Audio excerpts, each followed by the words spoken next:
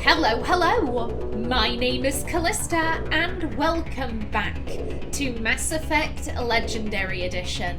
In the last episode, Naomi made her way over to where the beacon is being stored and discovered that the Geth have planted bombs. We've disarmed them, however the Geth are still close by.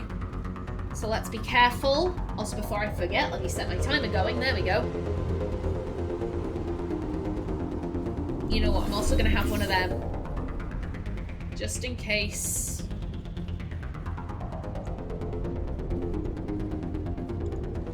I'm cautious because here's the thing, I can see enemies on my minimap. I can see them right there, and that makes me suspicious. Yes, please. Where you at? Okay, so we have guys on spikes. That's lovely.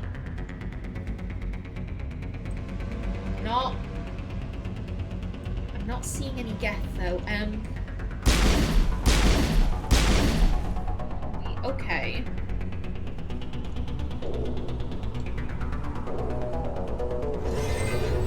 Okay, now we got too close.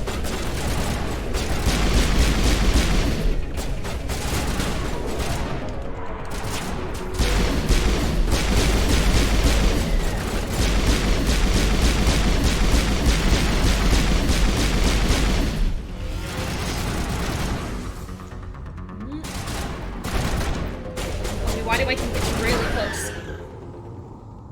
Okay. Okay. Clear. Clear indeed. And there is the beacon.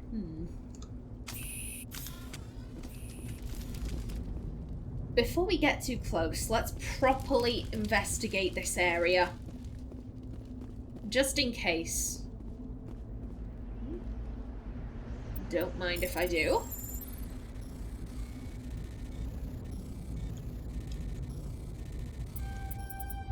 There we go. Thank you kindly.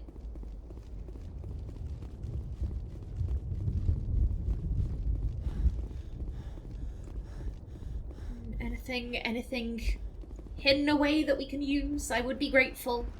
Loot is always appreciated.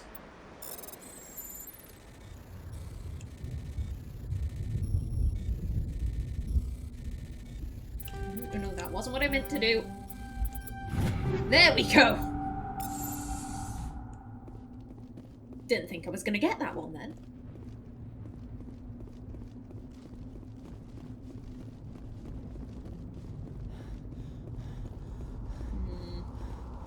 No sign of that Saren guy. So I would assume he's already buggered off. Also, I'm pretty sure Saren is the main villain, and while Shepard seems like a very competent soldier, I'm sure they're very good at what they do, I'm pretty sure that Saren could kick Naomi's ass at this stage, so it's probably a good thing he's not here. Thank you.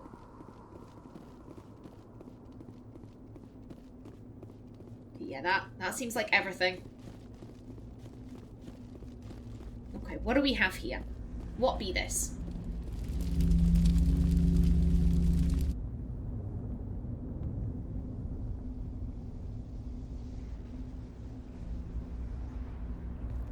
Normandy, the beacon is secure. This is amazing. Actual working Prothean technology. Unbelievable. It wasn't doing anything like that when they dug it up. Something must have activated it. Roger, Normandy. Standing by.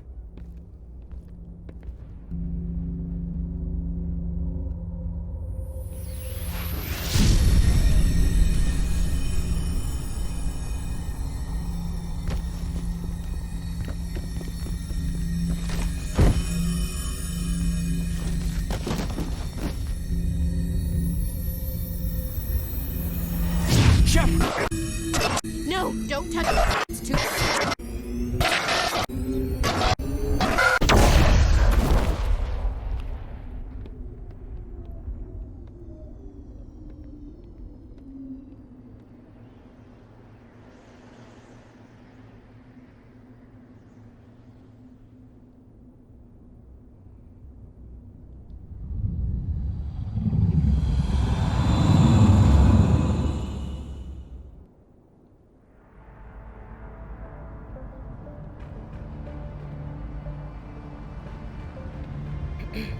identified the ship that touched down on Eden Prime. The Normandy, a human alliance vessel. It was under the command of Captain Anderson. They managed to save the colony. And the beacon. One of the humans may have used it.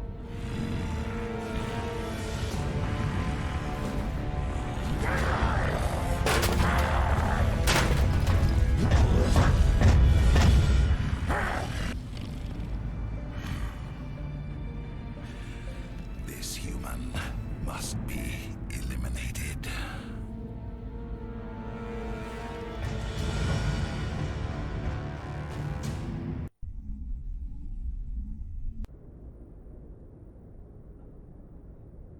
Doctor?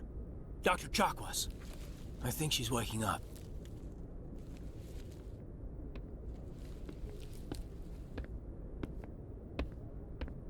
You had us worried there, Shepard.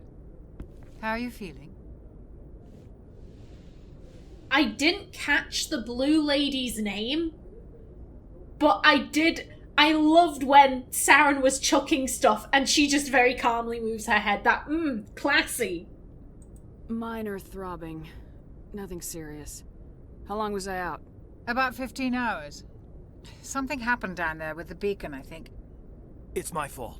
I must have triggered some kind of security field when I approached it. You had to push me out of the way. Hey, don't blame yourself. We had no idea what the beacon could do. You know, that wasn't on you. You had no way to know what would happen. Actually, we don't even know if that's what set it off. Unfortunately, we'll never get the chance to find out. The beacon exploded. A system overload, maybe. And the blast knocked you cold. Williams and I had to carry you back here to the ship. Well, thanks for that. I appreciate it. Physically, you're fine. But I detected some unusual brain activity. Abnormal beta waves. I also noticed an increase in your rapid eye movement. Signs typically associated with intense dreaming. I'm not sure what I saw. Death, destruction. Nothing's really clear. I better add this to my report. It may... Oh, Captain Anderson. How's our XO holding up, Doctor? Well, all the readings look normal. I'd say the commander's going to be fine. Glad to hear it. Shepard, I need to speak with you. In private. Aye, aye, Captain. I'll be in the mess if you need me. Sounds like that beacon hit you pretty hard, Commander.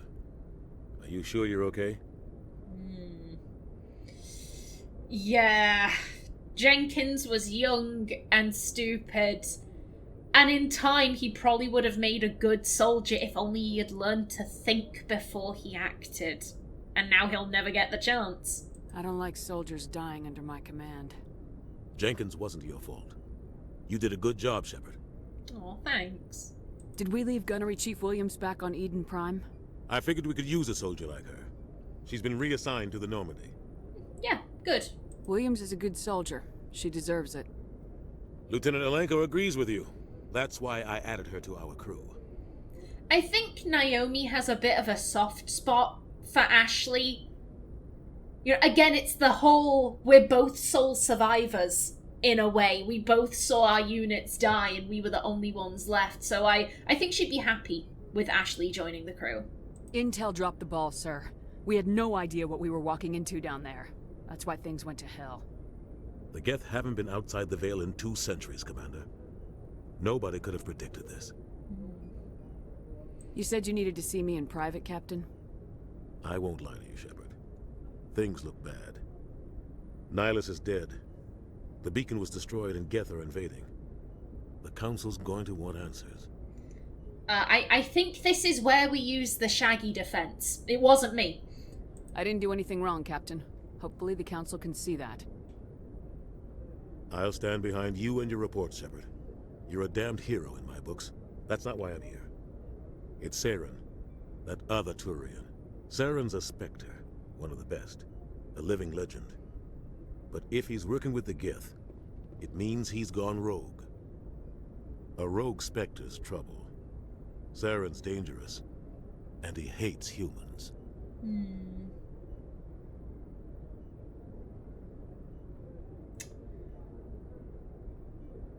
that isn't necessarily surprising, given that we know there is a lot of bad blood between the Turians and the humans.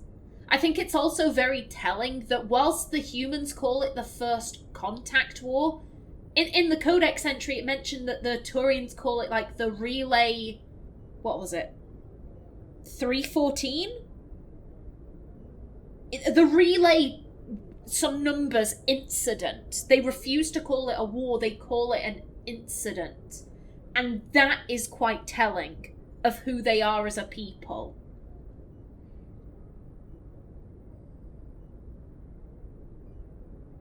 This is obvious. I think Naomi would like a bit of background on this Saren guy. Why? He thinks we're growing too fast, taking over the galaxy. A lot of aliens think that way. Most of them don't do anything about it. But Saren has allied himself with the Geth. I don't know how, I don't know why. I only know it had something to do with that beacon. You were there just before that beacon self-destructed. Did you see anything? Any clue that might tell us what Saren was after? Now, here's the thing. Telling the Doctor that you had a vision of some kind, like, that's understandable. That's a doctor. You have an expectation of privacy, you know, doctor-patient confidentiality and all of this, that, and the other. And, you know, if you did see something, if you've hit yourself on the head and it was some kind of concussion-based delusion, maybe you're going crazy. Like, who's to say? But a doctor would be able to say, oh, well, you have these other symptoms, so therefore it's this, blah, blah, blah, blah, blah. And telling your superior officer, I've been having a vision. I've had a vision. Like that. That could be dangerous. That could be dangerous for Naomi, because you don't want your superior thinking, oh, she's gone crazy. She's gone loopy. Like, this is bad. At the same time, I'm kind of drawn to it, because they do seem to have... I could just be reading into this, but it does seem to me like Anderson... Not just that he has a lot of respect for Shepard, it almost seems like he's got a bit of a soft spot for them. Shepard clearly holds Anderson in high regard, and that seems to be reciprocated. I think if this were anyone else, like anyone else in kind of like the top brass and all of that, I think she'd be like, oh, I'm not sure, but considering this is Anderson, I don't think he'd judge her. I don't think he'd start calling her crazy and demanding that she be put in some kind of an asylum. I think he would trust her word. Just before I lost consciousness, I had some kind of vision. A vision? A vision of what? I saw synthetics. Geth, maybe. Slaughtering people. Butchering them. We need to report this to the Council, Shepard. Yeah, but like, how? How? What are we gonna say? What are we gonna tell them? I had a bad dream? We don't know what information was stored in that beacon. Lost Prothean technology? Blueprints for some ancient weapon of mass destruction? Whatever it was. Saren took it. But I know Saren. I know his reputation is politics. He believes humans are a blight on the galaxy. This attack was an act of war. He has the secrets from the beacon. He has an army of Geth at his command, and he won't stop until he's wiped humanity from the face of the galaxy. I'll find some way to take him down. It's not that easy. He's a Spectre. He can go anywhere, do almost anything. That's why we need the Council on our side. We prove Saren's gone rogue, and the Council will revoke his Spectre status. I'll contact the Ambassador and see if he can get us an audience with the Council. He'll want to see us as soon as we reach the Citadel. We should be getting close. Head up to the bridge and tell Joker to bring us into dock. Okie doke, sir. Okie doke. Now then, ooh, this is a good opportunity to explore, so I think I'll take my time going to see Joker. Hello there. Glad to see you're okay, Commander. Hey, same, ditto. Commander, I'm glad to see you're okay. Losing Jenkins was hard on the crew, and I'm glad we didn't lose you too. Yeah, how are you holding up, buddy? That mission wasn't anything like what we expected. I think Naomi would want to check in with everyone and make sure they're doing okay. Things were pretty rough down there. Yeah, you never get used to seeing dead civilians. Doesn't seem right somehow. But at least you stopped Saren from wiping out the whole colony. I couldn't have done it without you. We're Marines. We stick together. And I'm just sorry that we lost Jenkins. Yeah, I wish I could have done something to save him. I was there. You did everything right. It was just bad luck. It's been a hell of a shakedown cruise. Our first mission ends with one Spectre killing another. The Citadel Council's not gonna be happy about that. Probably use it to lever more concessions out of the Alliance. You've got a good grasp of the situation. You a career man? Yeah, a lot of biotics are. We're not restricted, but we sure don't go undocumented. May as well get a paycheck for it. Besides, my father served. I made him proud when I enlisted. Eventually. But is that why you're here? Because of your family? Oh, no. No. Naomi... Again, she does know who her mother is. She doesn't have any clue who her biological father is, but she prefers to say, oh yeah, I don't have any family, because saying, oh, I lived with my mother until my early teens, and then she left me. She just left me behind. It causes too many problems. I never met my parents. If they wanted to see me, they'd have contacted me after that mess a few years back. Oh, that's right, a cruise. I imagine that bought you any post in the fleet. Word is we're heading for the Citadel, ma'am. Can you, tell me why? The captain hopes the ambassador can get an audience with the council. Tell them what Saren's been up to. Makes sense. They'd probably like to know he's not working for them anymore. Whatever happens, we'll be ready, Commander. Yeah, if her mum wanted to contact her, she would have found a way, but she didn't. Naomi kind of wonders if maybe her mother is dead. You know, she liked to party, she liked to drink, she liked to have a good time in all of the worst ways. So it is possible that she died somehow, but I don't think Naomi really likes to think about it. Yes, Commander? Is there something you need? Well, hello there. How did you end up serving on an Alliance ship? I enlisted right out of med school. Earth always seemed boring to me. Too safe, too secure. I figured the colonies were teeming with exotic adventure. I wanted to travel the stars, tending the wounds of tough soldiers with piercing eyes and sensitive souls.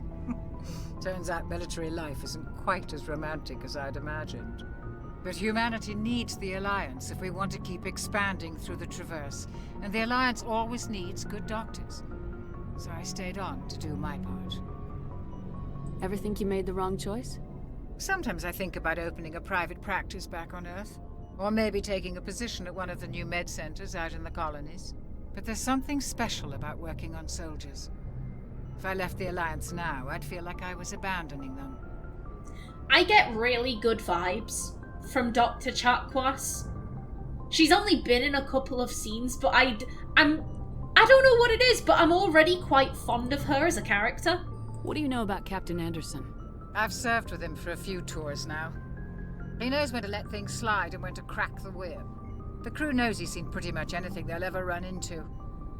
And he cares about the people under his command. How well do you know the lieutenant?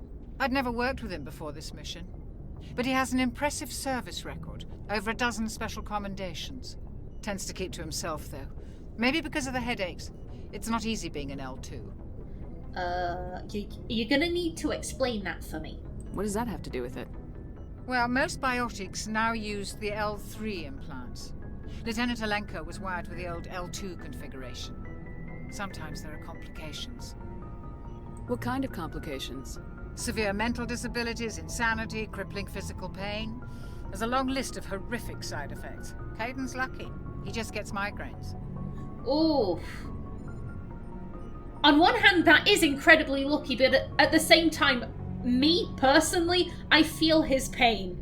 I feel his pain. I started getting migraines after I hit puberty. Between the ages of 13 and 19, I was getting, like, between 3 to 5 migraines a week. Every week. For 6 years. It was awful. So, buddy, I feel you. I feel your pain. I should go. Goodbye, Commander. Okay, you stay safe, Dr. Chakwas. And Ashley. I'm glad you're okay, Commander. The crew could use some good news after what happened to Jenkins. Yeah, he'll be really missed. Jenkins was a valuable part of this crew. Part of me feels guilty over what happened.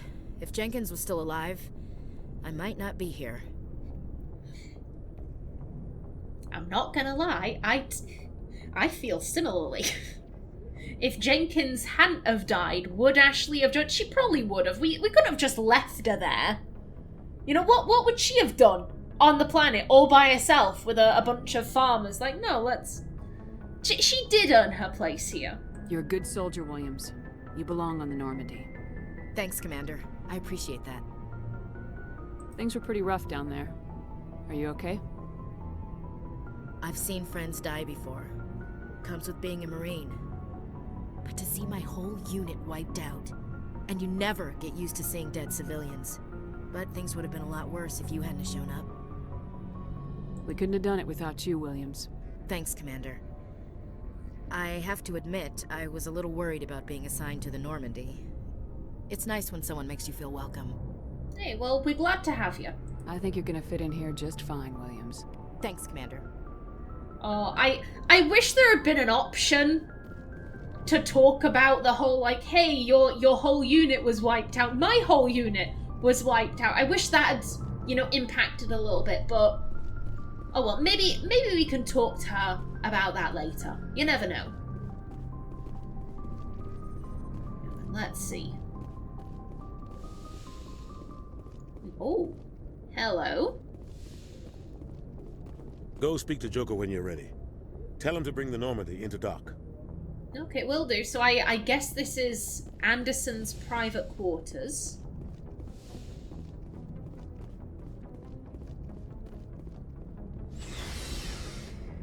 Okay, we have an elevator, but we also have stairs. I don't really have any memories on the layout of the Normandy, so I do want to explore. I want to see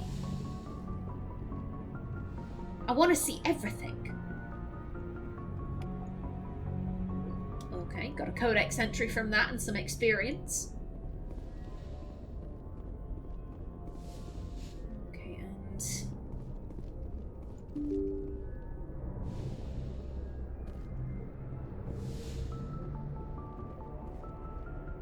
okay, so that just brought us around. So this is kind of like a chill out space.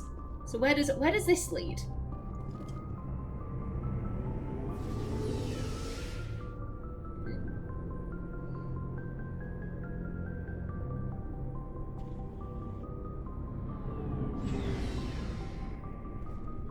Ooh. In the Normandy's vehicle bay, using a squad member's locker allows you to assign equipment to them. New equipment may be purchased from the requisition officer. Okie doke.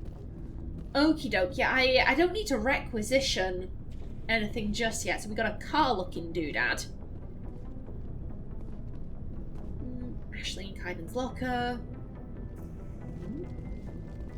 But what's down this way? Ooh, oh, flippin' heck.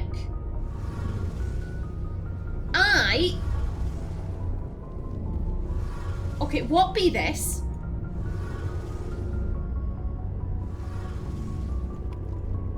Okay, that was the Element Zero core, okay. Shame about Jenkins, Commander. Yeah, it is, but I want to know about this technology. I want to know. I'll be reading the codex entry at the end of today's episode, so we can learn a bit more then. Let's.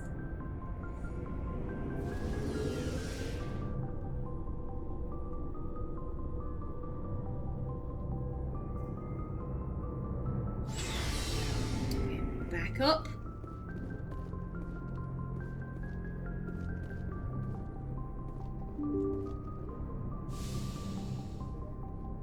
Now then, Presley.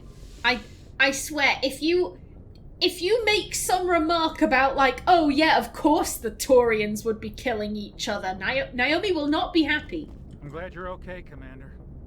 Losing Jenkins was hard enough on the crew. Okay, thank you for avoiding being racist.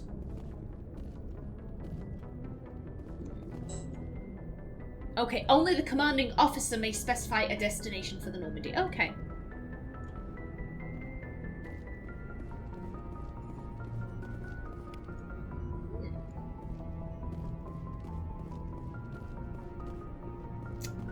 Okay, now I'm looking at my timer. I've only got about 3 minutes left. So you know what? Let's read some codex entries.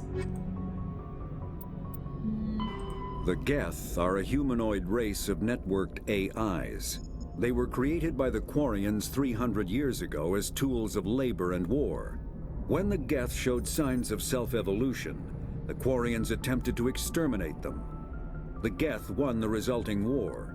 This example has led to legal, systematic repression of artificial intelligences in galactic society. The Geth possess a unique distributed intelligence. An individual has rudimentary animal instincts, but as their numbers and proximity increase, the apparent intelligence of each individual improves. In groups, they can reason, analyze situations, and use tactics, as well as any organic race. Geth space is located at the trailing end of the Perseus Arm, beyond the lawless Terminus systems. The Perseus Veil, an obscuring dark nebula of opaque gas and dust, lies between their space and the Terminus systems. Okay, now that is interesting.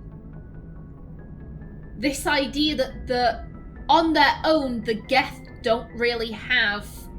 There's not much going on with them, but when you put them in a group, they gain the ability to reason and analyze. Ooh. That begs the question, are they then technically sentient? If you've got a group of them, and they can use tactics as well as any organic race, and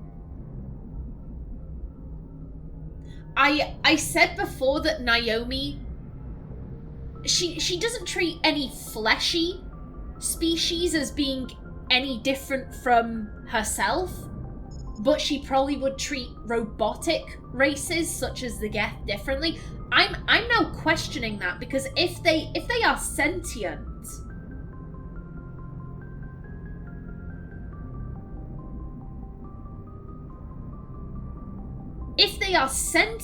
then I don't think she'd treat them any differently, but...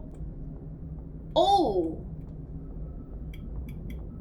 that's interesting. After the Geth secure a location, they round up and impale dead and living bodies on mechanical spikes. The spikes rapidly transform these victims into withered husks, extracting water and trace minerals, and replacing them with cybernetics.